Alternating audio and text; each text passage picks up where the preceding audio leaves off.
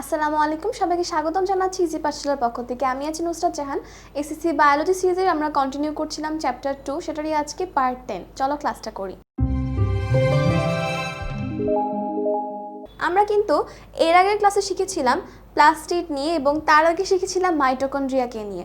Mitochondria এবং প্লাস্টিডের পার্থক্য একটা গুরুত্বপূর্ণ প্রশ্ন, আমরা সেটারই আজকে সমাধানটা দেখব যে মাইটোকন্ড্রিয়া এবং প্লাস্টিডের পার্থক্যগুলো কি কি হয়ে থাকে।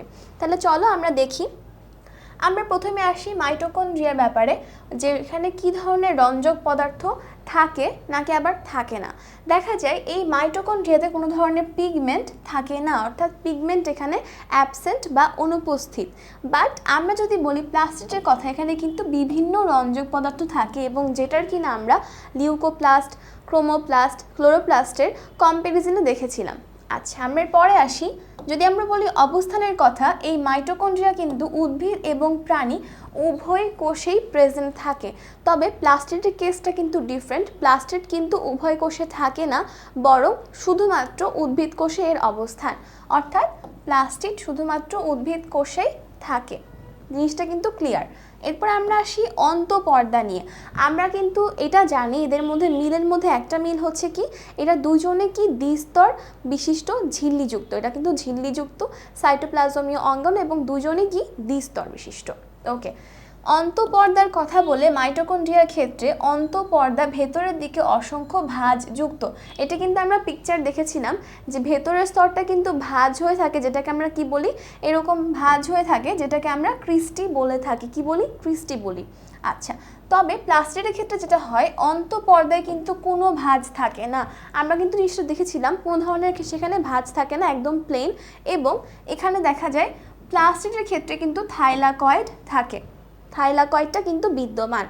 আমরা এরপরে আসি যে প্রকোষ্ঠের ব্যাপারে। দেখা যায় মাইটোকন্ড্রিয়া যেটা, সেখানে অসম্পূর্ণ প্রকোষ্ঠে বিভক্ত। এটা এখানে কিন্তু এমন না যে সম্পূর্ণ করে কোনো প্রকোষ্ঠে ভাগ করে, এরকম কিন্তু একদমই না।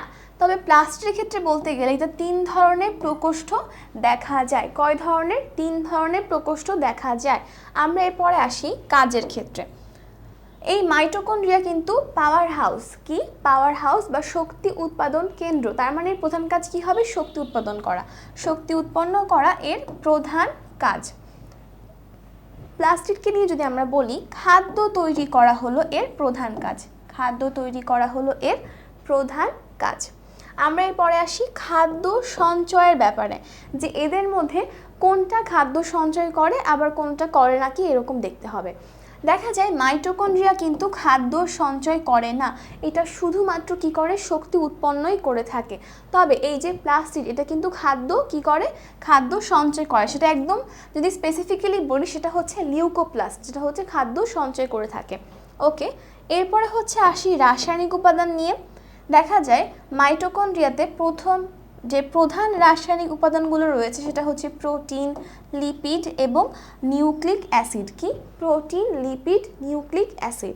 এবং প্লাস্টিডের ক্ষেত্রে দেখা যায় প্রধান রাসায়নিক উপাদান হলো প্রোটিন, লিপিড, ক্লোরোফিল এবং এনজাইম।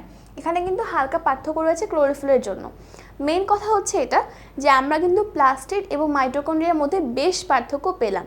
যদি তোমাদের মধ্যে মনে হয় যে আমি এই প্রকোষ্ঠের ব্যাপারটা উল্লেখ না করতে চাচ্ছি, উল্লেখ করব না, কোনো সমস্যা নেই। এই প্রকোষ্ঠ টপিকটা বাদেও কিন্তু আমাদের 6টা পার্থক্য থাকছে। এই 6টা পার্থক্য এনাফ যদি কেউ সুন্দরভাবে রিপ্রেজেন্ট করতে পারে কোনো কোশ্চেনে। তাহলে আশা করা যে আমরা ক্লাসটা বুঝতে পারলাম এবং আমরা এটা মনে রাখতে পারবো। আজ এখানে শেষ করছি। আসসালামু আলাইকুম, ধন্যবাদ সবাইকে।